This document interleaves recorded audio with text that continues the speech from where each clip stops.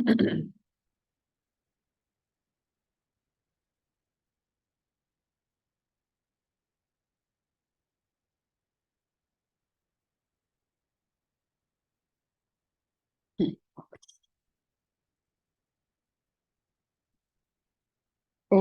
सहना भवतु सहनौ भुनक्तु सह वीर्यं करवावहै तेजस्विनावधीतमस्तु मा विद्विषावहै। ओम शांति शांति शांतिः। श्रुतिस्मृतिपुराणानाम् आलयं करुणालयं नमामि भगवत्पादं शङ्करं लोकशङ्करम् शङ्करं शङ्कराचार्यं केशवं बादरायणं सूत्रभाष्यकृतौ वन्दे भगवन्तो पुनः पुनः।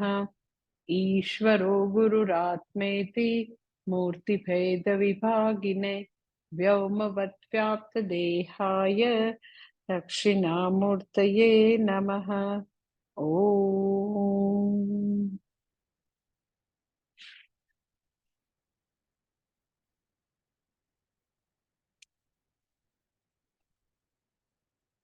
भगवद गीता बीजो अध्याय श्लोक नंबर 58। यदा संहरते चायं कूर्मोऽङ्गानीव सर्वशः इन्द्रियाणीन्द्रियार्थेभ्यः तस्य प्रज्ञा प्रतिष्ठिता।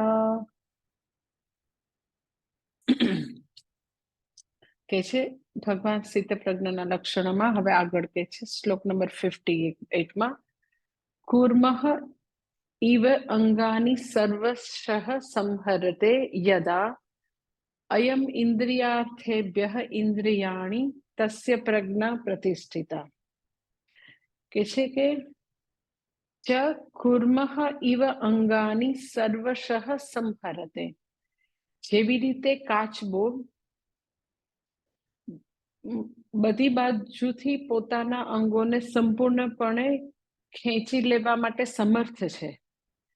સર્વસહ સંહરતે, પોતે પોતાના અંગોને સંકોરી શકવા માટે સમર્થ છે. અયમ એટલે એવી જ રીતે અયમ એટલે આ સ્થિતપ્રજ્ઞ વ્યક્તિ પણ પોતાની ઇન્દ્રિયોને સંપૂર્ણપણે ખેંચી લેવા માટે સમર્થ છે.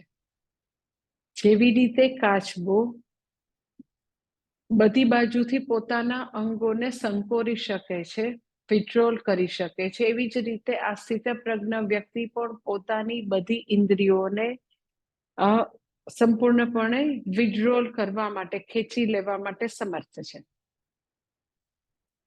એટલે જ્ઞાની વ્યક્તિ જ્યારે જગત સાથે રિલેટ કરે, આની પહેલાના શ્લોકમાં એ વાત કરી કે પોતાની ઇન્ટિમેટ વ્યક્તિઓ સાથે રિલેટ કરે તો વાત કરી કે એ અનાસક્ત હશે, અસંગ હશે, લવ હશે પણ અટેચમેન્ટ નહીં હોય, એ આગલા શ્લોકમાં કીધું.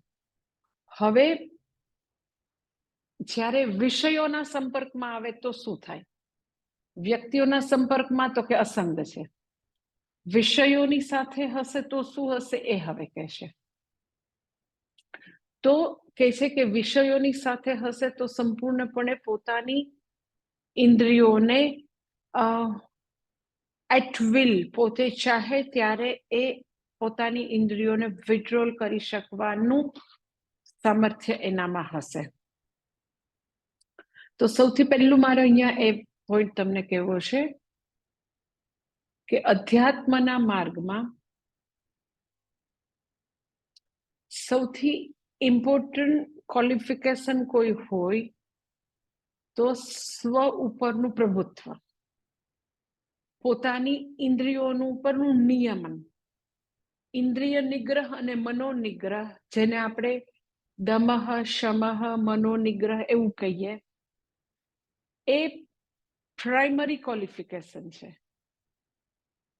એટલે અગર આપણે ઇન્દ્રિયો ઉપર પ્રભુત્વ નથી અને તમે એવું માનો કે હું બહુ બધી આધ્યાત્મિક પ્રગતિ કરી લઉં તો એવું નથી થવાનું.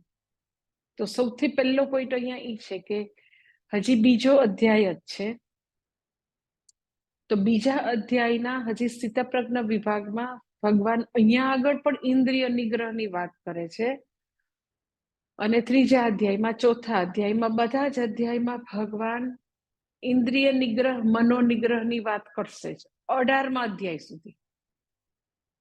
એટલે પહેલો આ ઇમ્પોર્ટન્ટ પોઈન્ટ આપણે નોટ કરવાની જરૂર છે કે એક જિજ્ઞાસુ તરીકે, મુમુક્ષુ તરીકે કે સાધક તરીકે આપણામાં સૌથી પહેલું બેઝિક ક્વોલિફિકેશન શું જોઈએ? તો કે આપણી ઇન્દ્રિયો પર આપણું પ્રભુત્વ, આપણા મન ઉપર આપણું પ્રભુત્વ. ધેટ ઇઝ દમઃ એન્ડ શમઃ. તો એની વાત અહીંયાથી શરૂ કરશે તો હંમેશા કરશે ભગવાન, હંમેશા. એ ત્રીજા અધ્યાયમાં બી આવશે, જુદી રીતે આવશે. ત્રીજા કામ એશ, ક્રોધ એશ, રજોગુણ સમુદ્ભવ, મહાશનો મહાપાપમાં વિદ્યેનમી વૈરિણમ. ત્યાં આગળ એ બધો આખો વિભાગ છે, ત્યાં બી આવશે. ઇન્દ્રિય નિગ્રહની વાત લગભગ એકે અધ્યાય બાકી નહીં હોય કે ભગવાને ન કરી હોય. એટલે લાઈક તત્વબોધ હશે સૌથી પહેલું ઇન્ટ્રોડક્ટરી, વેદાંતનું ઇન્ટ્રોડક્ટરી પુસ્તક, તો એમાંય તમે જો સાધન ચતુષ્ટય સંપત્તિમાં તો કે દમઃ શમઃ મનોનિગ્રહની વાત આવશે. એટલે પહેલી આપણને આ ખબર હોવી જોઈએ કે આના વિના, પોતા ઉપર પોતાનું પ્રભુત્વ વિના અધ્યાત્મમાં પ્રગતિ શક્ય નથી. આપણે ગમે તેટલું શ્રવણ કરીએ તો બી આપણે અમૃતત્વ સુધી, ફલ સુધી પહોંચી નહીં શકીએ. એટલે આ ખૂબ જ ઇમ્પોર્ટન્ટ વસ્તુ છે કે પોતા ઉપર પોતાનું પ્રભુત્વ હોય. એટલે ભગવાન સ્થિતપ્રજ્ઞના લક્ષણમાં કહે છે કે સરસ ભગવાન એક્ઝામ્પલ આપીને કહે છે, કુર્મનું એક્ઝામ્પલ આપે છે કે ઇન્દ્રિય નિગ્રહ, સાધકનો ઇન્દ્રિય નિગ્રહ શેના જેવું હશે? તો કે કાચબા જેવું. એટલે જ્યારે બી એક્ઝામ્પલ આપેલું હોય તો હંમેશા પહેલા એ જે એક્ઝામ્પલ છે કે દ્રષ્ટાંત છે એને પહેલા સમજવાનું, પછી દ્રાષ્ટાંત સમજવાનું. જ્યારે બી દ્રષ્ટાંત આપેલું હોય તો પહેલા દ્રષ્ટાંતને બરાબર સમજવાનું કે દ્રષ્ટાંતમાં શું કહેવા માંગે છે. તો દ્રષ્ટાંત જે છે એ શેનું છે? તો કે કાચબાનું. કાચબાના દ્રષ્ટાંતમાં શું કહેવા માંગે છે? તો કે છે છ કુર્મઃ ઇવ અંગાની સર્વશઃ સંહરતે. કાચબો જે છે એ બધી બાજુથી પોતાના અંગોને પોતાની ઢાલની અંદર સમેટી શકે છે. તો એવું કાચબો ક્યારે કરશે? તો કે તમે એનો ભગવાનની આખી રચના જો, સૃષ્ટિની રચના, ભગવાને જે બધા જુદા જુદા જીવો બનાવ્યા છે, તો બધા જીવોને આ પૃથ્વી ઉપર જીવવા માટે બનાવ્યા છે. જીવવું છે બધાને. હા, તો જીવવું હોય તો તમે સમજી શકો કે એને કંઈક રક્ષણ માટેની વસ્તુ આપવી પડે. અધરવાઇઝ જંગલની અંદર અથવા તો એમ જ કુદરતની અંદર એવો નિયમ છે, જીવો જીવસ્ય ભોજનમ. મનુષ્ય એક બાજુ છે અને બાકી બધા જે જંગલના પ્રાણીઓ છે તો એવો નિયમ છે, જીવો જીવસ્ય ભોજનમ. એટલે એવું એકદમ નેચરલ, સાહજિક રીતે એવી રીતે એ લોકોને ગોઠવેલા છે, હા, કે એક જીવ બીજા જીવનું ભોજન હોય. પરંતુ એટ ધ સેમ ટાઈમ દરેકે દરેક જીવને પાછું પોતે પોતાની જાતની રક્ષા કરી શકે તો એવું કંઈક આપ્યું હોય.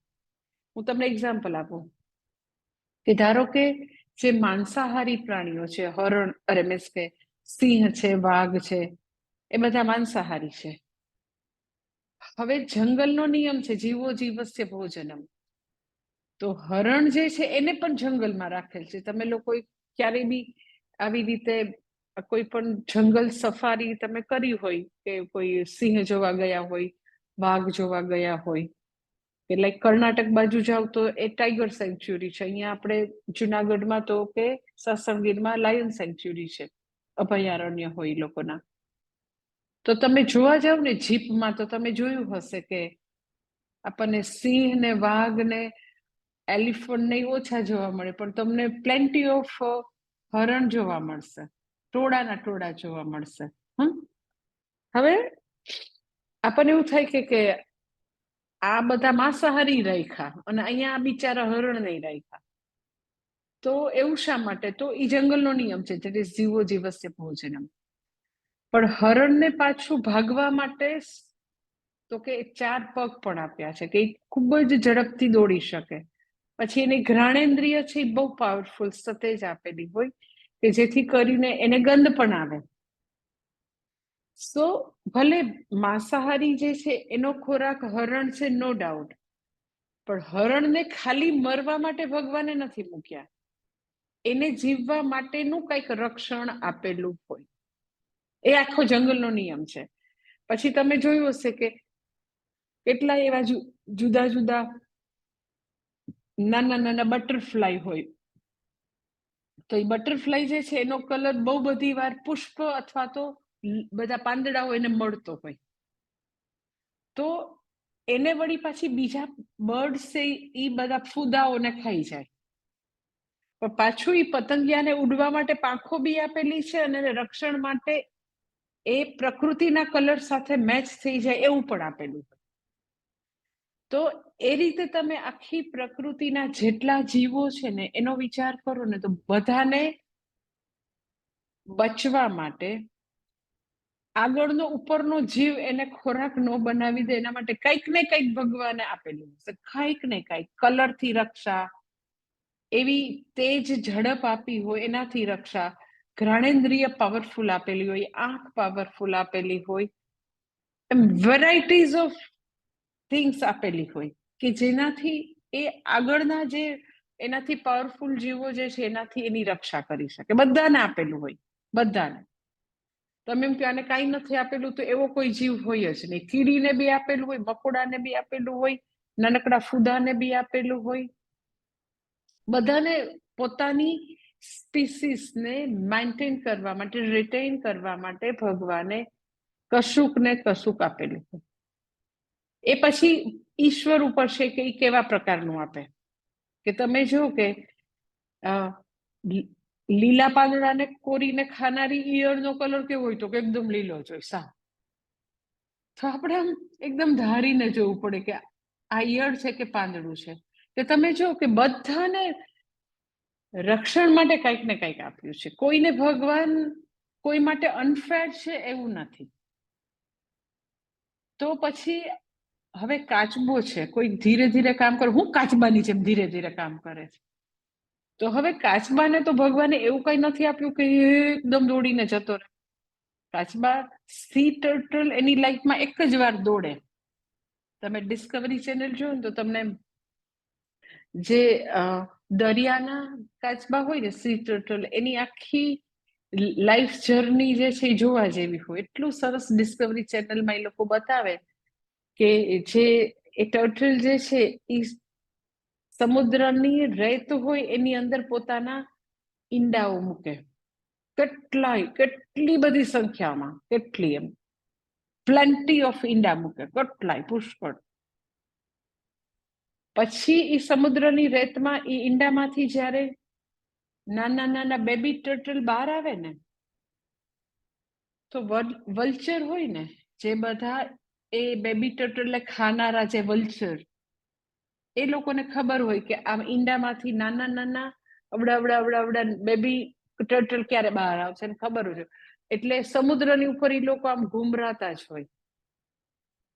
તો એ બેબી ટર્ટલ જેવા બહાર આવે તો એ લોકો એને ખાઈ ન જાય. એટલે બેબી ટર્ટલ જે છે એ સમુદ્રના કાચબા છે. એટલે એ જેવો એનો જન્મ થાય, પેલામાંથી ઈંડામાંથી બહાર નીકળે, પેલું કામ એને શું કરવાનું? તો કે સમુદ્ર તરફ એ લોકો દોટ મૂકે. એ દોટ જોવા જેવી હોય, ડિસ્કવરી ચેનલમાં એ તમને બતાવે. જેવા એ લોકો એમાં બહાર આવે, સીધે સીધા સમુદ્ર તરફ દોટ લગાવે. એટલે જે બેબી ટર્ટલ સમુદ્રમાં દોડીને જતા ન રહે એને વલ્ચર ઉપાડી જાય. એટલે કે વલ્ચર જે છે એ સમુદ્રની અંદર જઈને એ ટર્ટલને ખાઈ ન શકે. એટલે એ જે એવા જે ટર્ટલ જે છે જે સમુદ્રના, એને ભગવાને આવું જુદું આપ્યું હોય કે ઈ ત્યાં છુપાઈને બિચારા ઈંડા મૂકે ને પછી ભાગે.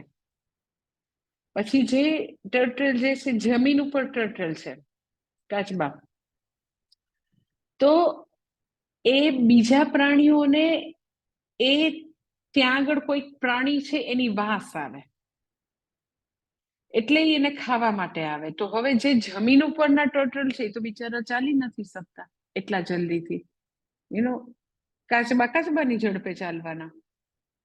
તો હવે સપોઝ ઈ લોકો દોડીને જઈ નથી શકતા ક્યાંય બી ફટાક, તો ભગવાન એને શું આપ્યું? તો કે એને એવી મજબૂત ઢાલ આપી. એટલે આપણે એને ઢાલ કાચબો કહીએ, એકદમ ઉપર એવી એટલી મજબૂત ઢાલ કે બીજા એનિમલને એ ઢાલ જાણે કે પથ્થર હોય એવી લાગે, પથ્થર લિટરલી, અને એમાંથી કઈ સ્મેલ પણ ના આવે. એટલે જેવું એના પગ જે છે એ ઢાલની અંદર લઈ લે તો બીજા એનિમલ કે વલ્ચર ને ખબર જ ન પડે કે એ ખરેખર કોઈ પથ્થર પડ્યો છે કે એ ખરેખર એનિમલ છે. એટલે પૂજ્ય સ્વામી દયાનંદજી એ આ બધા એનિમલ પ્લેનેટ ને ડિસ્કવરી ની બધું એમ બહુ સરસ એનું નિરીક્ષણ કરતા હોય બધા એનિમલની બિહેવિયરનું. તો પૂજ્ય સ્વામીજી બહુ સરસ કહેતા હોય કે ભગવાને સૃષ્ટિ ઉપર જેટલા બધા જીવો બનાવ્યા તો બધા માટે ભગવાને બીજા પ્રાણીથી બચવા કંઈક ને કંઈક એ લોકોને રક્ષણ આપ્યું છે, કંઈક રક્ષણ, કંઈક. એ ચાહે કલરથી હોય, ચાહે ઝડપથી હોય, ચાહે ઘ્રાણેન્દ્રિયથી હોય, ચાહે કર્ણેન્દ્રિયથી હોય, ચાહે આંખથી હોય. એક અમુક બર્ડ્સ છે રાત્રે જ એકદમ જોઈ શકે, બીજા ન જોઈ શકે, તો બધાને જુદી જુદી વસ્તુ આપી. તો હવે કાચબાને શું આપ્યું? તો કે કાચબાને ભગવાને આવી એકદમ જ મજબૂત રક્ષણાત્મક ઢાલ આપી અને ભગવાને એની જે કલ્પના શક્તિ જે છે એનો આપણને પાછો પરિચય કરાવ્યો, અને પાછી ભગવાનની સેન્સ ઓફ હ્યુમરનો પરિચય કરાવ્યો કે હું દરેક વખતે બધું ભાગવા માટે સરસ એકદમ પગ આપું એવું નથી, કોઈ વાર આવું આપું. સો એની એકદમ ક્રિએટિવિટી, કે આવું બી આપું અને તો પણ હું એનું રક્ષણ કરું, તો પણ બીજા એનિમલને એવું ખબર ન પડે કઈ કઈ એનિમલ છે. એટલે જે કાચબાનું સર્જન છે એ ભગવાનની આમ સાવ નવીન તરકીબ, બચવા માટે, કોઈ બી જીવને બચવા માટેનું સાવ નવું જ રક્ષણાત્મક ઢાલ આપીને ભગવાનની પરિચય કરાવ્યો કે ભગવાનની આવી એની જે કલ્પના શક્તિ છે એ કેવી અજીબ છે, આવું બી આપી શકે.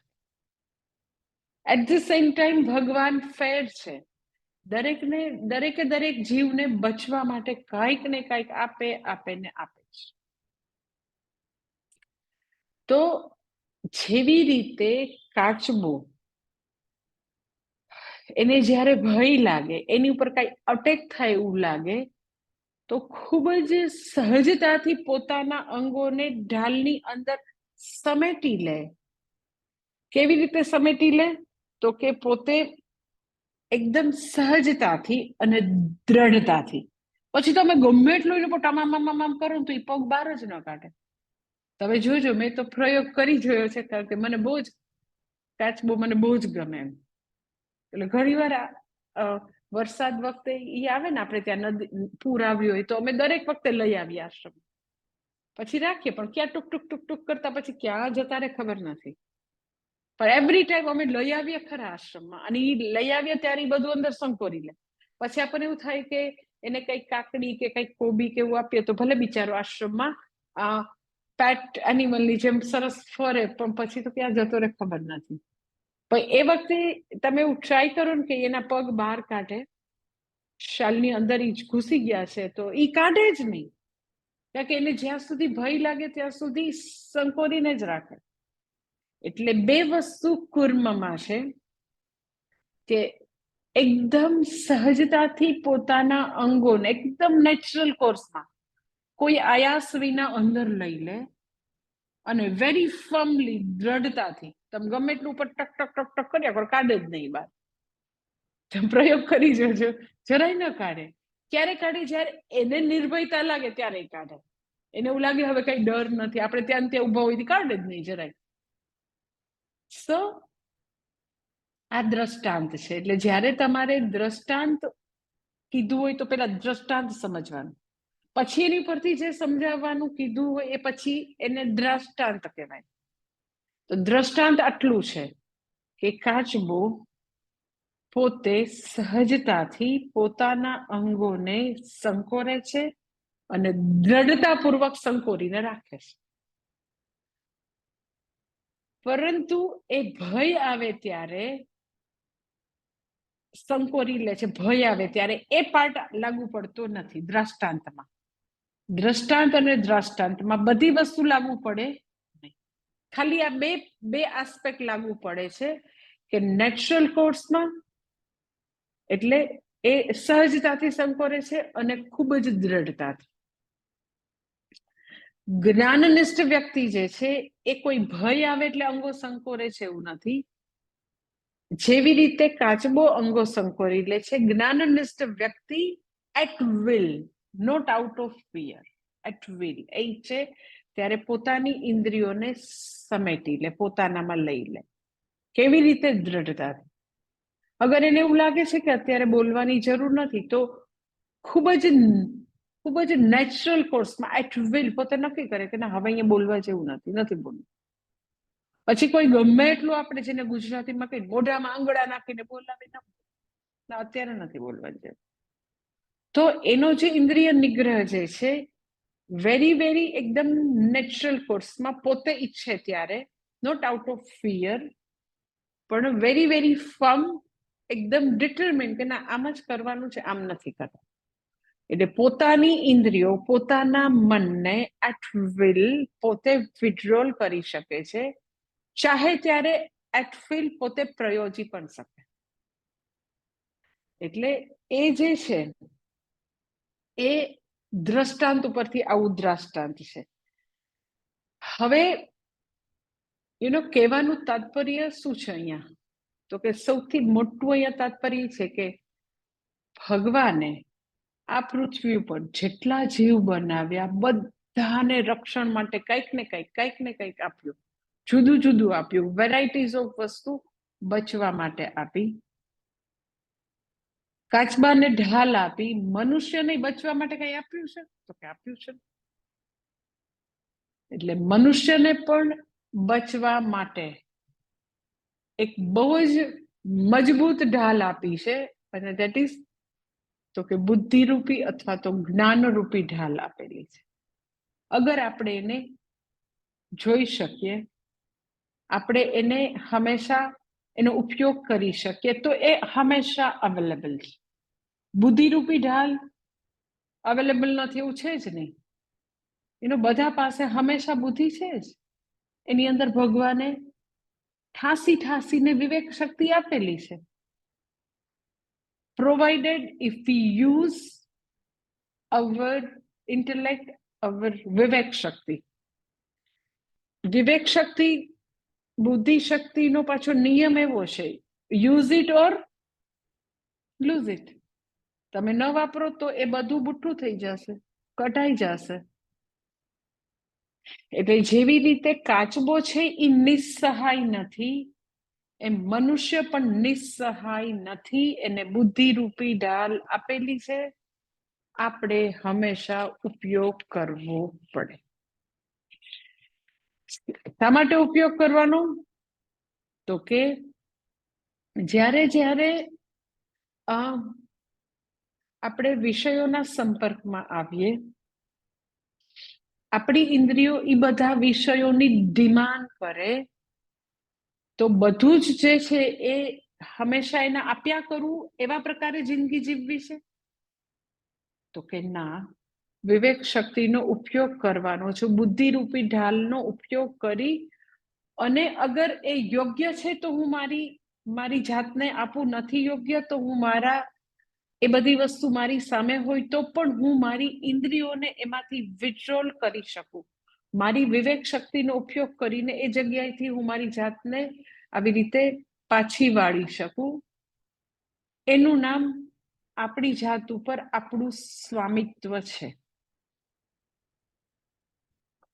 આપણી જાત ઉપર આપણું પ્રભુત્વ હોવું એ એવી કોઈ વસ્તુ નથી કે આપણે લઈને જન્મેલા છે. નો, કોઈ વ્યક્તિ લઈને નથી જન્મ્યું. દરેક વ્યક્તિએ એ ઇનર વર્ક કરવાનું છે. કોઈ વ્યક્તિ એમ કે ના, સાહજિક રીતે હું તો બધામાંથી એમ કે મને કોઈ કામના નથી, ક્યાંય મને ક્રોધ નથી, ક્યાંય મને એક વસ્તુમાં હું ખેંચાઈ જાઉં, લાગણીના આવેગમાં આવું, એવું મારું છે જ ને, એવું હોય જ. દરેક વ્યક્તિએ વિવિધ પરિસ્થિતિ જ્યારે ફેસ કરે તો આની પ્રેક્ટિસ કર્યા કરવી પડે. દમઃ શમઃ. બધું પ્રભુત્વ વાળું વ્યક્તિત્વ હોય ને એવો આપણો જન્મ થયો હોય એવો કોઈ ચાન્સ હોતો નથી. બધાય કામ કરવું પડે. કામ નથી કર્યું ત્યાં સુધી શું હોય તો કે હા, એ બધી વસ્તુઓનું બધાને એક વસ્તુ માટે નહીં, પર્સન ટુ પર્સન આકર્ષણના વિષયો જુદા જુદા હોય. કોઈને આ વસ્તુ આકર્ષે, કોઈને બીજી વસ્તુ આકર્ષે. કોઈને બહુ બધી વસ્તુઓ માટે ફેન્સી ને આકર્ષણ હોય, ફેન્ટસી હોય. કોઈને થોડી વસ્તુ માટે હોય, કોઈને થોડી વસ્તુ માટે કોન્સન્ટ્રેટેડ ફેન્ટસી હોય, કોઈને બહુ વસ્તુઓ માટે થોડી થોડી થોડી ફેન્સી હોય. પણ તમે એમ કહો કે ના, મને છે જ નહીં, એવું હોતું નથી. સો કામ તો કરવું જ પડે. કેવી રીતે કામ કરી શકાય? તો કે મેં તમને આની પહેલા ઘણી વાર વાત કરી છે કે જનરલી આપણું જીવન જે છે, જે સ્થિતપ્રજ્ઞ નથી, જે આઈધર સાધક છે ઓર જે લોકો અજ્ઞાની છે, સાધક નથી, તો એ લગભગ બધાનું જીવન કેવું હોય તો કે બહુ બધા એરિયા માટે ઇમ્પલ્સિવ હોય, આવેગાત્મક હોય. ઘણા બધા એરિયા માટે મિકેનિકલ લાઈફ હોય, યાંત્રિકતા હોય, આવેગાત્મક હોય, એકદમ બેધ્યાનપણું હોય. એટલે લગભગ આવું હોય. લગભગ આઈધર ઇમ્પલ્સિવ, મિકેનિકલ, પછી આવી રીતે એકદમ ગ્રોસ, બધું દેખાતું જ ન હોય, બહુ બધી વસ્તુ, એટલી બધું ગ્રોસનેસ હોય કે પોતાની બધી ગલતીઓ કે પોતાની વસ્તુઓ દેખાતી ન હોય. બાય એન્ડ લાર્જ આવું જ લાઈફ હોય. આવું જુદું જુદું હોય. કોઈ બહુ જ ઇમ્પલ્સિવ હોય, કોઈનું લાઈફ મિકેનિકલ હોય, કોઈ ગ્રોસ હોય પોતાની લાઈફમાં. હવે એવા પ્રકારના આવું ઇમ્પલ્સિવ, મિકેનિકલ, ગ્રોસ, એમાંથી હવે આપણે ડેલિબ્રેટ પર્સન બનવાનું છે. પહેલા આવું જ હશે, કામ નથી કર્યું એટલે. એમાં એવું કઈ, એવું આપણને કઈ આમ દુઃખ થાય કે આપણને આશ્ચર્ય થાય એવું નથી, એવું જ હોય. તો એમાંથી પછી આપણે અગર આપણી ઉપર કામ કરીએ, જુદા જુદા એવા જે વિષયો માટે આવું આવેગાત્મક, આવું ખૂબ જ ફેન્ટસી, ફેન્સી બધું ભોગવવાનું, પ્રાપ્ત કરવાનું, એવું બધું ઘણું બધું હોય અંદર. કારણ કે આપણે બધા એવા જન્મથી બહુ બધા સંસ્કારો લઈને આવ્યા હોય તો હોય. તો શું થાય કે એવે વખતે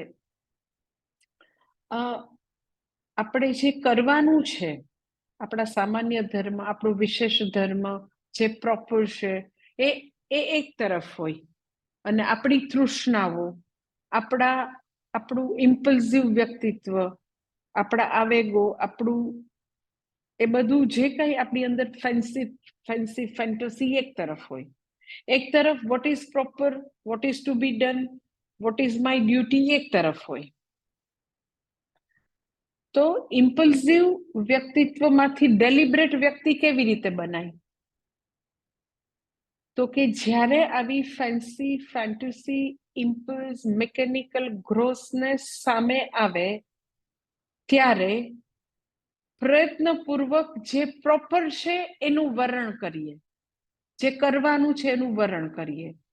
આપણું મન એવું બધું, ધારો કે હું તમને એક્ઝામ્પલ આપું કે આપણું મન જે છે એ તમને બહુ જ ભૂખ લાગી છે, તો એ આવેગ એઝ સચ એવું કઈ ઇમ્પલ્સિવ નથી, કઈ એવું નથી, પણ બહુ જ ભૂખ લાગી છે ને તમે એમ કે 2 કલાક પછી તમારી ઘરે પહોંચી શકો, પણ એટલું તમને એમ થાય કે હવે આ જે કઈ લારી ઉપર છે કે જે કઈ બજારમાં મળે છે ને સેન્ડવિચ, તો એ હું ખાઈ લઉં. તો એ એક પ્રકારની તૃષ્ણા કે ફેન્સી એવું મને ઈ તરફ દોરે છે કે એમાં શું છે, હવે એકવાર ખાઈ લે, થોડું કઈ આપણને મરચું કે કઈ બહારનું ખાવામાં થોડું આપણને લાગી જવાનું છે. તો એવી ખાવા પીવાની, પહેરવા ઓઢવાની વસ્તુ, બોલવાની, એવી આપણને શોર્ટ ટર્મ ગેઇન બહુ બતાવે કે આટલું કરી લેવામાં કઈ વાંધો નહીં, એમાં એકવાર કરવામાં શું વાંધો, 2 વાર કરવામાં શું વાંધો. તો એ આપણને એક તરફ ખેંચતી હોય. આપણી જે પૂર્વના સંસ્કાર, આપણી હેબિટ, એ આપણને આપણા આવી ઇમ્પલ્સિવ વ્યક્તિત્વ તરફ ખેંચે. આટલું કરી લેવામાં વાંધો નહીં, આટલું બોલી લેવામાં વાંધો નહીં, આટલું સુઈ લેવામાં વાંધો નહીં, વોટ એવર જે કઈ હોય. તો એવે વખતે એમને દરેક વસ્તુ એ નાની વસ્તુ જ ભેગી થઈને એવડી મોટી બનતી હતી. તો એવે વખતે તમે એવું કરી શકતા હોય કે ના કઈ વાંધો નહીં, 2 કલાક ન જમીએ તો થોડા કઈ આપણું કઈ ડેથ નહીં થઈ જાય, એમાં શું 2 દિવસ ન જમીએ તોય કઈ ના થાય. પણ આવું તો કઈ કચરો ખાવાનો જ નથી, આવું કઈ ડીપ ફ્રાય કરેલું મારે નથી ખાવાનું. અત્યારે ફ્રૂટ ખાઈ લો, પછી ઘરે પહોંચીને બધું સરખું ખવાશે. એમાં 2 કલાક એવું કોલ્ડ ડ્રિંક ન પીએ ને સિમ્પલ પાણી પી લે તો શું વાંધો છે. તો એવી દરેક વખતે સવારથી રાત સુધી આપણને લાઈફમાં આવી બધા આવું આપણને અટ્રેક્શન આવશે, આવા આપણા જૂના સંસ્કારો, આવેગો, આવું બધું ઘણું બધું ફેન્સી સામે આવે. તો પહેલા આપણે એને સરેન્ડર થઈ જતા હતા કે આટલું કરી લેવામાં વાંધો નહીં, આટલું ગોસિપ કરી લેવામાં વાંધો નહીં, અને નિંદા કુટલી કરી લેવામાં વાંધો નહીં, એવું પહેલા હતું. પણ હવે સાધક તરીકે તો આપણે એમ સુધરી જવાનું કે ના, એવી લૂઝનેસ મારે નથી જોતી, મારે એવી લૂઝ ટોક નથી કરવી, મારે તો જે પ્રોપર છે એવું જ કરવું છે. કારણ કે લાઈફ છે, it is series of small things. એટલે નાની વસ્તુમાં અગર જાગૃતિ છે, નાની વસ્તુમાં વ્યક્તિ એવું લૂઝ એટીટ્યુડ નથી રાખતી, તો માનો કે તમે દમઃ શમઃ ની પ્રેક્ટિસ કરી શકો છો, મનોનિગ્રહની પ્રેક્ટિસ કરી શકો છો. એટલે પ્રેક્ટિસ આવી નાની વસ્તુમાંથી કરવાની છે. કે ખાઈ લેવાનું મન થાય તો નથી ખાવું, કારણ કે એ ખાવા જેવું નથી. બોલી લેવાનું મન થયું તો ના. In short, say no to yourself. If it is not proper, you should able to tell yourself no. દરેક વખતે પછી જે પ્રોપર છે કે જ્યારે બી કાંઈ બી કર્તવ્ય કર્મ બજાવવાની વાત આવે તો હું એક નહીં કરું તો શું ફેર પડવાનું, તો ત્યારે સે યસ ટુ યોરસેલ્ફ કે શું કામ નથી કરવું ભાઈ, શું લૂંટાઈ જવાનું છે, ચલો કરી લ્યો, એટલું પૂરું કરીને જ જવાનું છે. સો જ્યારે કરવાની વસ્તુ છે તો અગેન આપણું જે થોડી લૂઝનેસ કે થોડી યુ કેન સે લેઝીનેસ, પ્રોક્રેસ્ટિનેશન વાળું વ્યક્તિત્વ બધામાં હોય જ. બધાની અંદર આમ એ આરામથી બેઠા છે એવું હોય જ અંદર. એ વ્યક્તિત્વને, એ તમસને સતત તમારે દબાવીને રાખવું પડે છે. દક્ષિણામૂર્તિ ભગવાનનું જે મૂર્તિ છે ને, એમાં તમે જો કે એને પોતાના પગ નીચે અપસ્મારને, રાક્ષસોને દબાવીને રાખ્યા. એમ કોઈ એમ કે મારામાં તમસ છે જ નહીં, તો એ વાત સાવ ખોટી. એ ગમે ત્યારે ઈ કમ્ફર્ટમાં રહેવાનું, આળસ નથી કરવું, બીજા કરી લેશે એવું હોય જ. એ તમસને દબાવીને રાખવું પડે. એટલે જ્યારે કરવા જેવું છે, પોતાનું કર્તવ્ય કર્મ છે એ નહીં બજાવવાની ઈચ્છા થાય જ. તો મનોનિગ્રહ શું છે, તો કે ત્યારે તમે તમારા તમસને દબાવીને તમે એમ કે ના કરવાનું જ છે, શું કામ નથી કરવું ભાઈ, પણ બહુ થાકી જવાય, ભલે થાકી જાય, પણ બહુ ઊંઘ આવે છે, ભલે ઊંઘ આવે. તો કરવાનું છે ત્યારે સે યસ ટુ યોરસેલ્ફ કે ન કરવાનું છે, નથી કરવાનું, અને ઈ કરવાનું તો મનની ઈચ્છા થાય જ. એટલે હંમેશા મનની અંદર આવું દુર્યોધન અને અર્જુનનું યુદ્ધ છે જ. તો તમારે યુદ્ધને બહુ જ બારીકાઈથી જોવું પડે કે દુર્યોધન બહુ ટક ટક ટક ટક ટક ટક કરતો હોય, તમારે દુર્યોધન પગ નીચે દબાવીને રાખવો પડે, બેઠો રહે છાનું. એટલે એ જે છે એ મહાભારતનું યુદ્ધ જે છે એને બારીકાઈથી જોવું પડે. આપણે આપણો પ્રોબ્લેમ શું છે કે આપણને એવું થાય કે આટલું અયોગ્ય કરી લીધું એમાં શું છે, આટલું ખોટું કરી લીધું એમાં શું છે, આટલું સુઈ લીધું એમાં શું છે. એટલે અહીંયા આગળ તો જ્ઞાનનિષ્ઠ વ્યક્તિની વાત થાય છે. જ્ઞાનનિષ્ઠ વ્યક્તિ તો આમ એકદમ નેચરલ કોર્સમાં સહજતાથી એને લાગે કે બરાબર નથી તો એકદમ પોતાની ઇન્દ્રિયોને સૌ સહજતાથી વિડ્રોલ કરે છે. મેં તમને કીધું સ્થિતપ્રજ્ઞના લક્ષણ સાધકની સાધના છે. તો સાધકે પ્રયત્નથી એ સિદ્ધ કરવાનું છે. એટલે પેલા આવેગાત્મક વ્યક્તિત્વ, પછી તો કે ડેલિબરેટ પર્સન બનશે. કેવું? તો કે સાવધાનીનું જીવન જીવતો સાધક બનશે. પેલા આવેગાત્મક વ્યક્તિત્વ હતું, હવે તો કે ખૂબ જ પ્રયત્નપૂર્વક. બીજા શબ્દોમાં કહીએ તો એ વ્યક્તિ બધું પોતે કરે છે, પોતે સ્વતંત્ર કરતા છે. એનાથી કઈ થઈ જાય છે એવું નથી, એ કરે છે. એટલે ક્યાંય જાગૃતિનો અભાવ નથી. વ્યક્તિ જે છે એ પોતાની ફેન્સી, પોતાની ફેન્ટસી, પોતાના આવેગોને જાકારો આપી અને હંમેશા યોગ્યને વરમાળા પહેરાવે. એનો અર્થ કે એ પ્રયત્નપૂર્વકનું જીવન જીવે છે. That is most important thing, most important. એવું હશે તો તમે જુઓ કે તમારા બધા કર્મો જે છે એ એટલા બધા શુદ્ધ થશે, જાગૃતિપૂર્વકના થશે, એકદમ સાવધાનીપૂર્વકના થશે. બધા કર્મો એટલા શુદ્ધ થશે, કારણ કે દરેક વખતે જાગૃતિ છે. એવું જ તો કે તમે તમારા મનનો પણ નિગ્રહ એવી જ રીતે કરી શકો. યુ નો, બધી કર્મેન્દ્રિય, બધી ઇન્દ્રિયોના સ્તરે, હાથ, પગ, આંખ, કાન, એના સ્તરે પણ નિગ્રહ છે કે તમે એકદમ જ પ્રયત્નપૂર્વકનું છે ખાવા પીવાનું, ઉઠવા બેસવાનું, ચાલવાનું, બધું. એવું જ મન ઉપરનો નિગ્રહ. કે મન ઉપરનો નિગ્રહ એટલે શું? તો કે એવો કંઈક મનમાં ટોપિક ચાલતો હોય અને તમને એવું લાગે કે આ જે છે એની અત્યારે જરૂર નથી, અત્યારે આપણે આ કામ ઉપર ફોકસ કરવાની જરૂર છે. તો એ ટોપિક નહીં, તમે એમ કહી શકો કે ના, અત્યારે બંધ, ઓમ, પૂરું. તો એ મનનો નિગ્રહ છે કે વ્યક્તિ એમ કે ઘણા એમ કહે ને કે પછી તો મને એટલો સ્ટ્રેસ થઈ ગયો, એટલી ચિંતા થઈ, એટલો પછી ડર લાગવા માંડ્યો, એટલું પછી મને રડવું આવ્યું. તો એ તો અનનેસેસરી તમારા મનની અંદર બધા વિચારવાયું ચાલ્યા કરે, એનાથી જ બધું થાય. સ્ટ્રેસ, ડિપ્રેશન એનું જ છે. તો મનનો નિગ્રહ એટલે તમે ચાહો ત્યારે તમારા મનની એવી ચાપ તમારી પાસે હોય, સ્વિચ, કે તમે બંધ કરી દો. ના, અત્યારે નહીં, અત્યારે હાથમાં માળા છે ને માળા જ કરવાની, કઈ નથી કરવાનું. તો દેટ ઇઝ મનનો નિગ્રહ, કે તમે ચાહો ત્યારે તમારા મનની સ્વિચને, એ પ્રકારના વિચારધારા ચાલતી હોય તો ત્યારે તમે એને, એ સ્વિચને બંધ કરો કે એ ટોપિક ઉપર એ ફાઇલ જ્યારે ખુલશે ત્યારે ઈ કામ કરશું. ઘણી વાર ચિંતા પણ ન હોય, પણ ભવિષ્યના કામ હોય, ભવિષ્યમાં આવવા 2 દિવસ પછી, 2 વીક પછીનું એ કામ હોય. તો માળા કરવા બેઠા ત્યારે એ જ બધું યાદ આવે, પણ કાંઈ કારણ છે. જે દિવસે એ ફાઇલ ખુલશે ત્યારે કામ કરશું. તો તમારા પાસે મનનો એવો નિગ્રહ હોય કે તમે જ્યારે ચાહો ત્યારે મનને એ વિચારધારા ઉપર પૂર્ણ વિરામ મુકાવી શકો. કે શા માટે? તો કે મન છે એ મારા માટે મારું એક મને આપેલું સાધન છે, મને આપેલું એક ઇન્સ્ટ્રુમેન્ટ છે, પાવરફુલ ઇન્સ્ટ્રુમેન્ટ છે. હું ચાહું ત્યારે એને ચાલુ કરું, હું ચાહું ત્યારે બંધ કરું. એટલે એ મનનો નિગ્રહ જે છે એ બહુ જ વાયુનો નિગ્રહ કરવો એના કરતા પણ દુષ્કર કામ છે. એની પહેલા ઇન્દ્રિયના સ્તરે નિગ્રહ જરૂરી છે.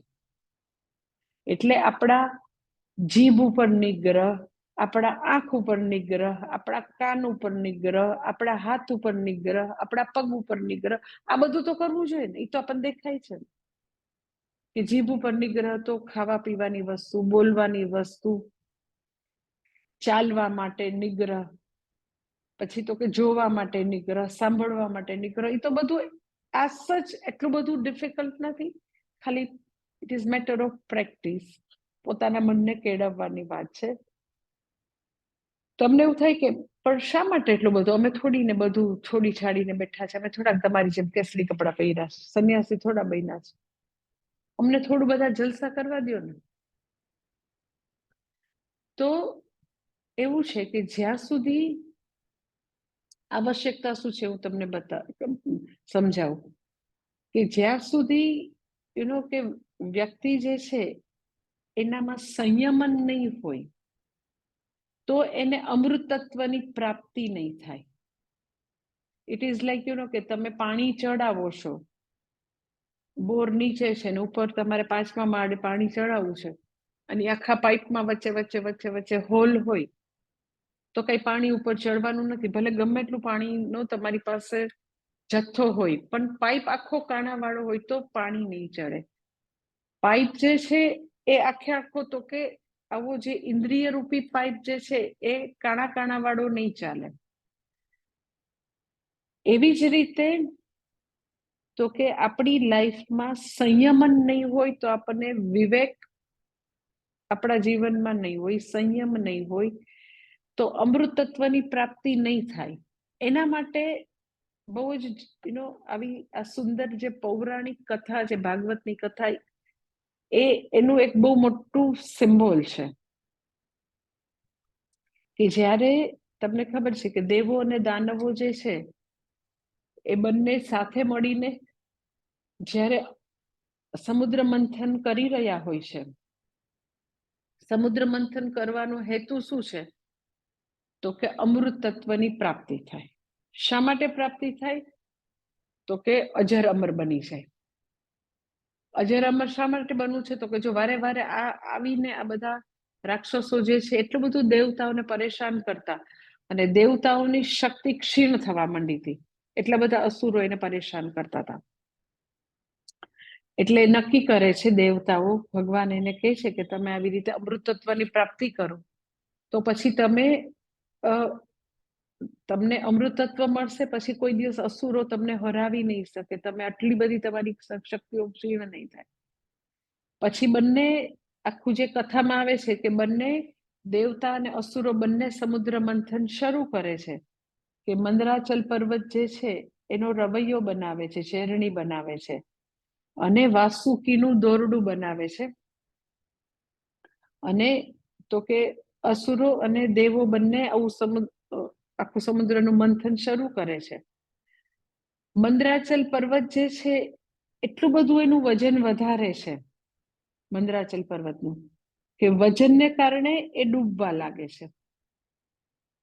હવે મંદરાચલ પર્વત ડૂબવા લાગે છે તો આટલું બધું એ લોકો દેવતા અને અસુરો બધા આટલું બધું જોર લગાવે છે પણ ગમે એટલું જોર લગાવે, ગમે એટલું મંથન કરે, ગમે એટલી શક્તિનો પ્રયોગ કરે પણ એ જે મંદરાચલ જે છે એ જ સ્થિર ન રહે તો કઈ અમૃત તો નીકળશે નહીં.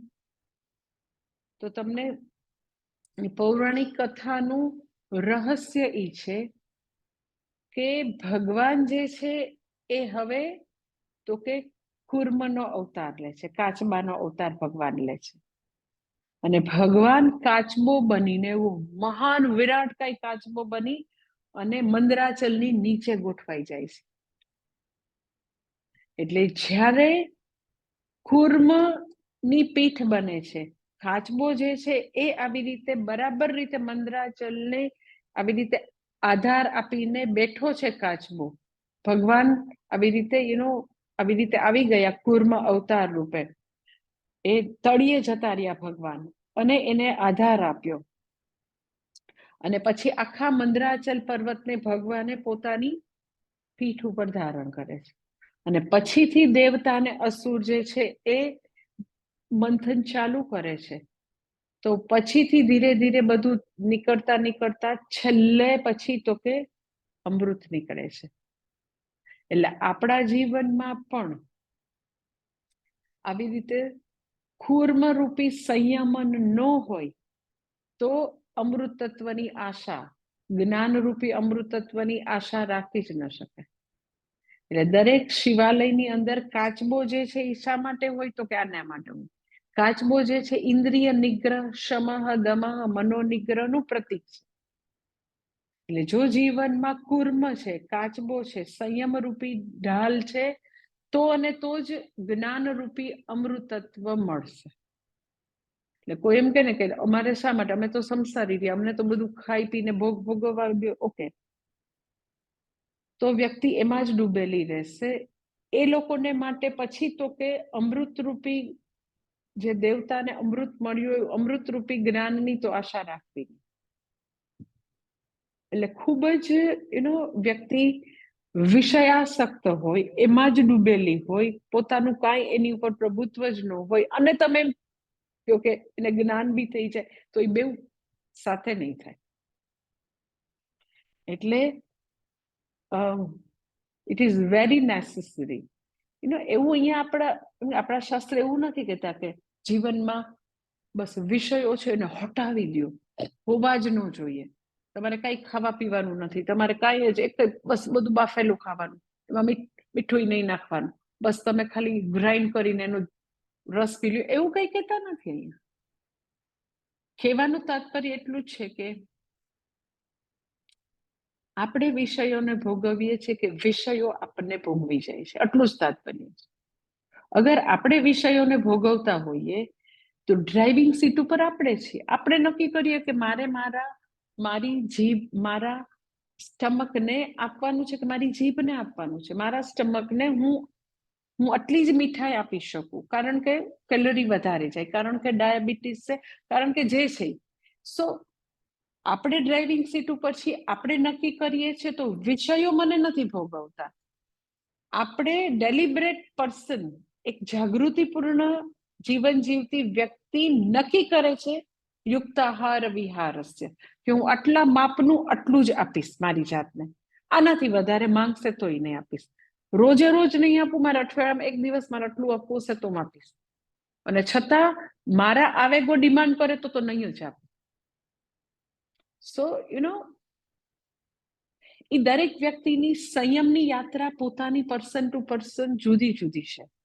એમાં તમે લોકો સરસ એક પ્રેક્ટિસ કરી શકો. કાલે મને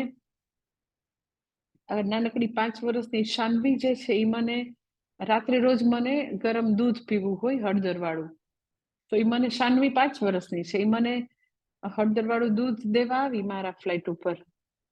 તો મને વાત કરે છે, એટલી સરસ વાત કરી એને, તમારે બધા શીખવા જેવું છે.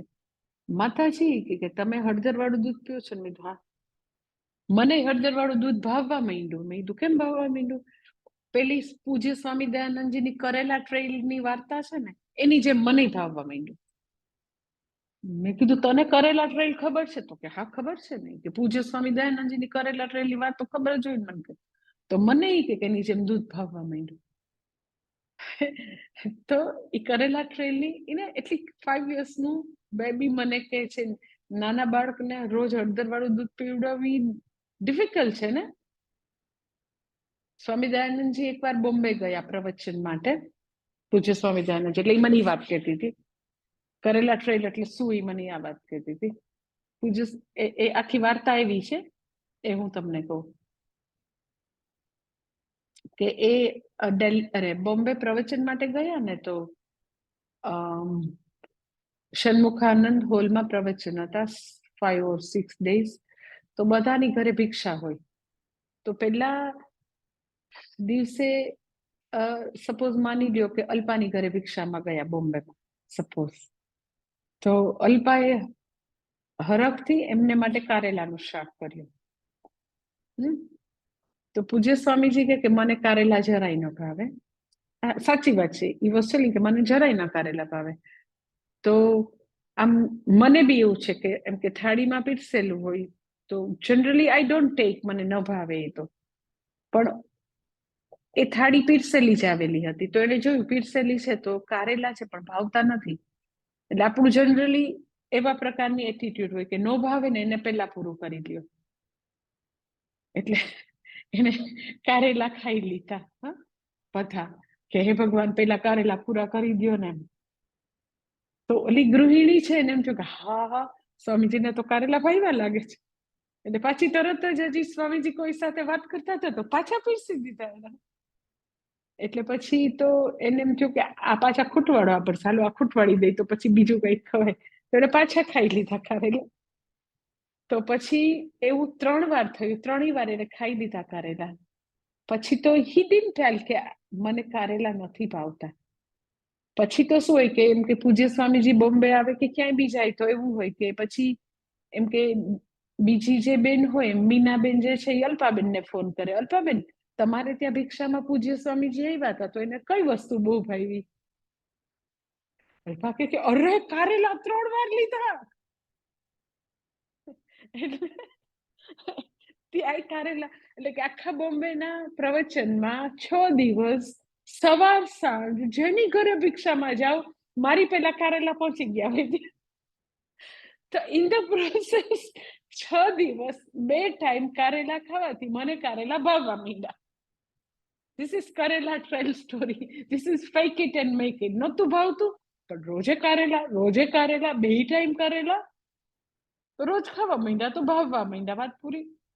તો કાલે શી વોઝ ટેલિંગ મને હળદરવાળું દૂધ ભાવતું નહોતું પણ ઓલા કરેલા ટ્રેનની છે મને દૂધ ભાવવા માંડ્યું. મને સો યુ નો 5 વર્ષનું બાળક જે છે એ બી એવું સંયમ રાખે કે શરદી છે કમ્પલસરી પીવાનું છે તો મેં તું કઈ આને હળદરવાળું દૂધ નથી કહેવાય, આ તો ગોલ્ડન મિલ્ક છે. મેં તું હવે આપણે એનું નવું નામ ગોલ્ડન મિલ્ક આપણે બે એમ જ કહેશું. તો કે હા બરાબર છે. સો એવી બહુ બધી વસ્તુ લાઈફમાં છે કે કે તમે જે તમને એવું લાગે કે બરાબર મારી હેલ્થ માટે મારા માટે યોગ્ય છે પણ મને નથી ગમતું તો તમે એને એકદમ જ કમ્પલસરી તમે નક્કી કરો કે ના કરવાનું જ છે, ના ખાવાનું જ છે, ના યોગ કરવાના જ છે, ના વોક લેવાનું જ છે. તો તમને એકવાર ગમવા માંડે. કરેલા ટ્રેલની જેમ નથી ગમતું પણ તમે ઇનિશિયલી તમારા વિલનો ઉપયોગ કરો, સંકલ્પનો ઉપયોગ કરો ને કરતા રહ્યો તો જે પ્રોપર છે એ તમને ગમવા માંડે. કોને પોતાની ડ્યુટી એકદમ જ આમ નિષ્ઠાથી બજાવી કોને ગમતી હોય? બધાને જલસો જ ગમે, કઈ નહીં કરવાનું, ગપાટા મારવાના, છીટછેટ કરવાનું એવું જ ગમે. પણ છતાં તમને ખબર કે ના આશ્રમે જાય તો કઈ ગપાટા નથી મારવાના, ત્યાં આપણે ન ગમે તોય કરવાનું, બહુ અઘરું લાગે તોય કરવાનું. આપણે આપણા રાષ્ટ્રની સેવા ન ગમે તોય ધરાર કરવાની. સો આપણું જે મનુષ્યપણું ત્યાં છે કે આપણે એવરી ટાઈમ આપણે આપણા જે આવા લેઝીનેસ કે આપણી આવી લૂઝનેસને શરણે ન જઈએ, પ્રોપરને શરણે જઈએ. નહીતર તમે મને પૂછો તો ઓનેસ્ટલી આપણી 5 ઇન્દ્રિયો એવી પાવરફુલ છે કે એ કોક ને કોક તમને ખેંચ્યા જ કરશે.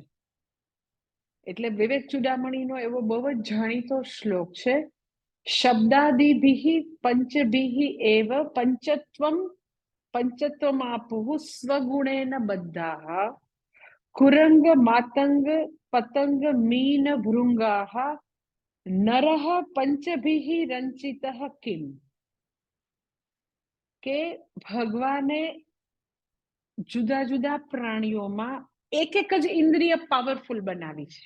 કુરંગ, માતંગ, પતંગ, મીન, ભૃંગા એ બધા એનિમલની એક ઇન્દ્રિય સતેજ છે તો એ લોકો બિચારા મરણને શરણ થાય છે. પંચત્વમ આપુઃ શબ્દાદિભિઃ પંચભિઃ એવં પંચત્વમ આપુઃ સ્વગુણેન બદ્ધાઃ. એ પોતાની ઇન્દ્રિયો સતેજ છે, એની પાસે લાચાર છે માટે બિચારા મરી જાય છે. તો મનુષ્યની તો 5 ઇન્દ્રિયો પાસે મનુષ્ય જાણે કે લાચાર છે તો એનું તો પૂછવું જ શું. એટલે કુરંગ એટલે શું? તો કે હાથી, કુરંગ એટલે હરણ, માતંગ એટલે હાથી, પતંગ એટલે પતંગિયું, મીન એટલે માછલી અને ભૃંગાહ એટલે ભમરા. કુરંગ એટલે હરણ જે છે એની તો કે કર્ણેન્દ્રિય બહુ જ સતેજ હોય એટલે એને આવું કંઈક સંગીત છે એની તરફ તરત જ એવો અવાજ હોય તો એની તરફ ખેંચાય. માતંગ એટલે હાથીની સ્પર્શેન્દ્રિય બહુ જ પાવરફુલ હોય. પતંગ એટલે પતંગિયાને પ્રકાશ હોય, રૂપ હોય એની તરફ આકર્ષણ હોય એટલે તમે જોજો લાઈટ હોય એની તરફ એ ખેંચાશે. પછી મીન એટલે માછલી, માછલીને સ્વાદેન્દ્રિય બહુ જ પાવરફુલ હોય એટલે એને તમે જોજો એવી રીતે પેલી એને પેલું બેટ એને પેલાથી પકડે એની અંદર ખાવાનું ભરાવીને એને પકડતા હોય, ઝાડમાં બધું ખાવાનું નાખીને. ભૃંગાહ એટલે સુગંધ, લાઈક તમને ખબર હશે કે અમુક લોટસ હોય ને, કમળ, એ એટલા સુગંધી હોય, એટલા ફ્રેગ્રન્ટ હોય. લોટસ બહુ બધા ફ્રેગ્રન્ટ હોય. તો ભમરો એની અંદર જાય સુગંધ લેવા માટે, રસ લેવા માટે ને સુગંધ માટે. પછી સાંજ પડી જાય તો લોટસ છે તો બીડાઈ જાય, તો એ બહાર ન નીકળી શકે. અને પછી હાથી આવે તો એને કચડી નાખે તો મરી જાય. તો એક કે પેલો જે છે હાથીને પકડવા માટે, એ એવી ફિમેલ હાથી હોય, ફિમેલ એલિફન્ટ, એવું પૂતળું બનાવીને રાખે અને હાથીને એ લોકો પકડે, આવડા મોટા વિરાટકાય હાથીને.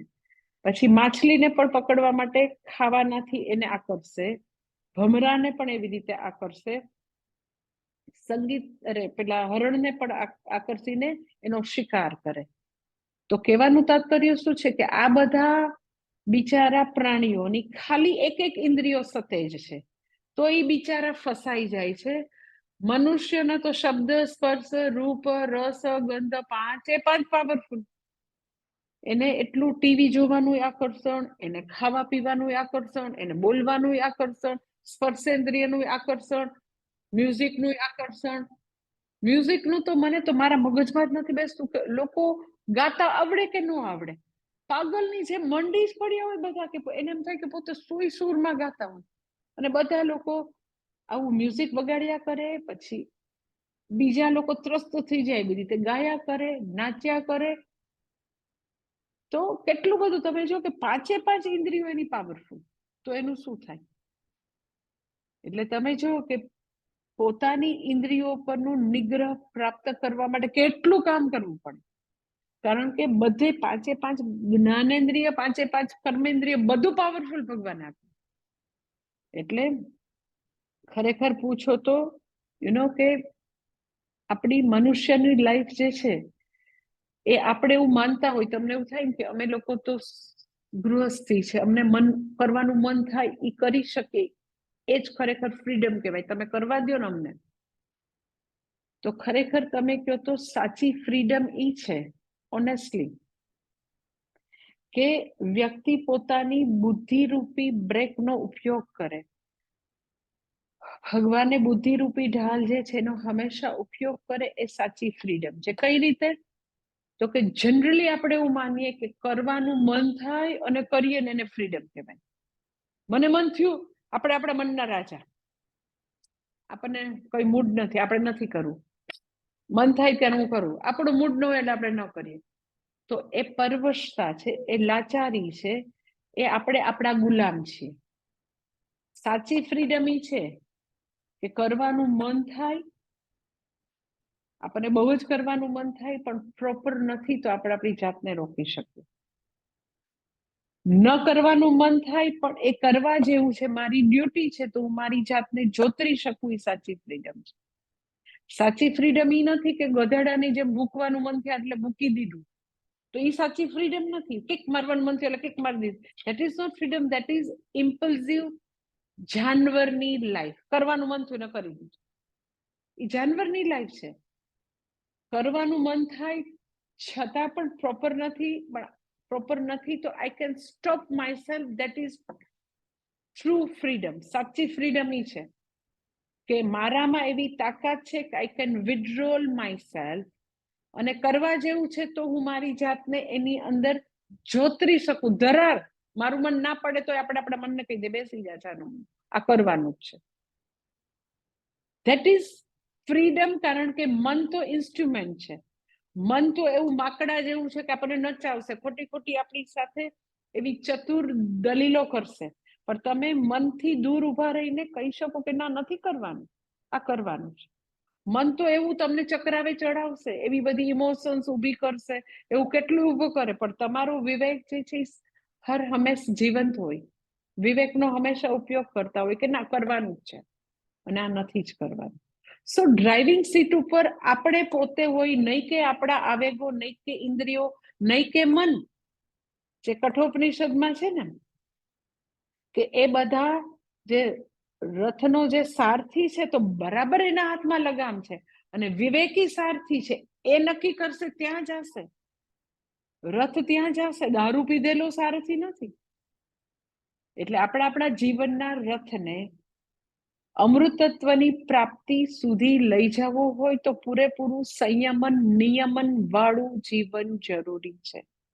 પોતાની ફેન્ટસી ફેન્સી પોતાના આવા ઇમ્પલ્સિવ બધા જે રિએક્શન છે એને શરણે ગયા વિના વોટ ઇઝ પ્રોપર એનું વર્ણન કરીએ. ધેટ ઇઝ કોલ્ડ તો કે મનોનિગ્રહ ઇન્દ્રિય નિગ્રહ શમઃ દમઃ ધેટ ઇઝ કોલ્ડ કુર્મ જેવો સંયમન. કુર્મ એકદમ સહજતાથી દ્રઢતાથી પોતાની જાતને વિડ્રોલ કરી શકે અને આપણે બી આપણી જાતને તો કે સરસ રીતે વિડ્રોલ કરી શકતા હોય. એટલે પૂજ્ય સ્વામી દયાનંદજી હંમેશા કહેતા, મેં તો એમની પાસે પર્સનલી બી કેટલી વાર સાંભળ્યું છે કે આખી લાઈફ એઝ અ સાધક આખી લાઈફની પ્રેક્ટિસ છે. It is not one short deal કે તમે અત્યારે એમ કે મને ખાવાનું મન થયું આજે, પણ પછી આજે સાંભળ્યું હતું ને એટલે પછી મેં મારી જાતને કીધું ના નથી ખાવાનું. 6 વાગે જમી લીધું પછી નહીં, સવારે વિન્ડો છે એ સવારે 10 વાગે જ ખુલે, નહીં જ આપણે ઇન્ટરમિટન્ટ ફાસ્ટિંગ કરીએ છીએ, નહીં ખાવાનું એટલે નહીં જ ખાવાનું. આપણે નક્કી કોણે કર્યું? બીજા કોઈ નથી કર્યું, કોઈ આ ઉપર દબાવ તો નથી કીધો, આપણે નક્કી કર્યું. આપણે નિયમો તોડવાના નહીં. 10 એટલે 10 વાગે જ તને મળશે, એની પહેલા પાણી પીવું એટલું પીધા કરો, નહીં મળે. સો તમે તમારી લાઈફની એક દિવસ એક એરિયાની પ્રેક્ટિસ કરીને મૂકી દેશો એમ નહીં થાય. લાસ્ટ બ્રેથ સુધી આની પ્રેક્ટિસ કરવાની. નક્કી કર્યું 30 જ મિનિટ ટીવી જોવાનું, 31મી મિનિટ થાય નહીં. બધે નો મીન્સ નો. એમાં કઈ પાપ છે? નથી પાપ. મારે હું માલિક છું, મારે મારા મન અને ઇન્દ્રિયોને સિદ્ધ કરવું. તું માલિક નથી ભાઈ. આટલા વર્ષો બહુ રાજ કર્યું, હાલતા થાવ. તમારે તમારા આવેગો મન ઇન્દ્રિયો બધાને એનું સ્થાન બતાવવાનું. ઈ લોકો જે ખરેખર બધા નોકરો છે ને, નોકર ચાકર, ઈ માલિક થઈને બેઠા છે. આ મારા મનના સામ્રાજ્યમાં હું માલિક, તો ઈ બધા માલિક થઈને બેઠા છે. તો તમે બધાને એ બધા હાથ પગ આંખ કાન જીભ બધાને એની ઓકાત ચાકર છો, તમે ગુલામ છો. તમારી મર્યાદામાં રહ્યો. અને એ પ્રેક્ટિસ એક દિવસની નથી. આઈ ટેલ યુ લાસ્ટ બ્રેથ સુધી પ્રેક્ટિસ કરવાની. કે દરેકે દરેક તમે સાધનો છો, તમે અંતઃકરણ છો, તમે ઇન્દ્રિયો છો. હું આખું આજે જીવનરૂપી રથનું હું સારથી. હું ચાહું ત્યારે મારા રથને જ્યાં લઈ જવું હોય ત્યાં લઈ જઈશ. ઇન્ટરમિટન્ટ ફાસ્ટિંગ, આટલું યોગ કરવાનું, આટલું પ્રાણાયામ કરવું. મારા મનના આવેગો નક્કી નહીં કરે કે આજે હવે આળસ થાય છે, યોગ નથી કરવાનો. હું નક્કી કરીશ. બધું નક્કી કરનાર આપણે. ધેટ ઇઝ કોલ મારું મનુષ્યનું મનુષ્યપણું હંમેશા ફુલ્લી, એકદમ જ ફુલ્લી એ અભિવ્યક્ત થઈ રહ્યું છે. એટલે મનુષ્યનું મનુષ્યપણું, સાચી ફ્રીડમ ત્યાં છે કે હું મારી સ્વતંત્ર સંકલ્પ શક્તિથી બધા ડિસિઝન લઉં. પછી તમે એવું ડિસિઝન લ્યો કે મારી તબિયત આજે નથી સારી, તો આજે મારે 5:30ની બદલે મારે 6:30 ઉઠવું છે, તો તમે રાત્રે નક્કી કરીને સૂતા છો કે 6:30 ઉઠવું છે, કારણ કે I need rest for my throat, my body. તો ધેટ ઇઝ અનધર થિંગ. પણ મારું બોડી ને મારી ઇન્દ્રિયો મને 8 ને 9 વાગ્યા સુધી સુવડી રાખે, તો માનો કે આપણે બધા ગુલામ છીએ. એટલે બધાનું હોમવર્ક એ છે કે કઈ કઈ ઇન્દ્રિયો પાસે આપણે ગુલામ છીએ એનું લિસ્ટ કરો. પછી કઈ કઈ ઇન્દ્રિયો પાસે કેવી રીતે એ ગુલામીની પ્રથામાંથી છૂટવું છે એનો એક નિર્ધાર કરો. આટલું જ તમે નક્કી કરો છો અને તમે પાડી શકો છો કે ના 30 મિનિટ તો યોગ ખાવો જોઈએ ને જોઈએ, 20 મિનિટ પ્રાણાયામ થવું જ જોઈએ, 30 મિનિટ તો કે ચાલવું જ જોઈએ, 1 અવર તો કે પાઠ ને પૂજા થવી જ જોઈએ, 1 અવર તો કે ભણવું જોઈએ જ. વોટ એવર જે બી તમે નક્કી કરતા હોય તમારી સાધના, તો તમે નક્કી કરનારા છો, તમે પાલન કરો છો કે નહીં. એટલે તમે આવું ક્યાંક નક્કી કરશો ટાઈમ ટેબલ, તો તમને ખબર પડે તમે કેટલું પાડી શકો છો. એટલે પ્રેક્ટિસ છે. પૂજ્ય સ્વામી દયાનંદજી હંમેશા એમ કે practice is not one short deal. રોજે રોજ હંમેશા પોતાના મન અને ઇન્દ્રિયો સાથેની ફાઇટિંગ ચાલુ છે. જ્યાં સુધી એ ઇમ્પલ્સિવ છે, એ લૂઝ છે, ત્યાં સુધી ડેલિબરેટ પર્સન થશો તો એટલી ફાઇટિંગ ઓછી થશે. અને સ્થિતપ્રજ્ઞ જે છે એ અલ્ટિમેટલી સ્પોન્ટેનિયસ પર્સન થશે. સો આવેગાત્મક થી શરૂ થયું, પછી deliberate person, ultimately spontaneous person. That is called સાહજિક રીતે પોતાની ઇન્દ્રિયોને સંકોરી શકે. એ સ્પોન્ટેનિયસ પર્સન છે, એને સંઘર્ષ નથી કે હવે તો પાછી અરે નક્કી કર્યું પણ ઉઠાતું જ નથી. નો, એ સ્પોન્ટેનિયસ છે, એને કોઈ ઇન્દ્રિયો સાથે બાખડવાનું હવે નથી, ઝઘડો નથી. એ પોતે એટ વિલ પોતે નક્કી કરે કે આ નથી કરવાનું, આ કરવાનું છે. સંઘર્ષો પછી જતા રહેશે, પણ શરૂઆતમાં બહુ સંઘર્ષ, કારણ કે આવેગો અને આવું કમ્ફર્ટ ઝોન ને લેઝીનેસ ને તમસ તમને એક તરફ ખેંચશે. પ્રોપર જે છે એ તમારે કરવું છે. એ બે વચ્ચેની ખેંચતાણ ચાલ્યા કરશે. પછી ઇમ્પલ્સિવ માંથી ડેલિબરેટ પર્સનની જાજી પ્રેક્ટિસ થશે, પછીથી વાંધો નહીં આવે. એટલે ધેટ ઇઝ કોલ્ડ તો કે કુર્મ જે છે એ જેવી રીતે સંયમન કરે છે એવી રીતે સ્થિતપ્રજ્ઞ જે છે એ સંયમન કરી શકે છે. અને હજી આગળ સંયમનની વાત છે નેક્સ્ટ સેશનમાં. ઓમ પૂર્ણમદ પૂર્ણમિદમ પૂર્ણાત પૂર્ણમુદચ્યતે પૂર્ણસ્ય પૂર્ણમાદાય પૂર્ણમેવાવશિષ્યતે. ઓમ શાંતિ શાંતિ શાંતિ. હરિ ઓમ. શ્રી ગુરુભ્યો નમઃ. હરિ ઓમ.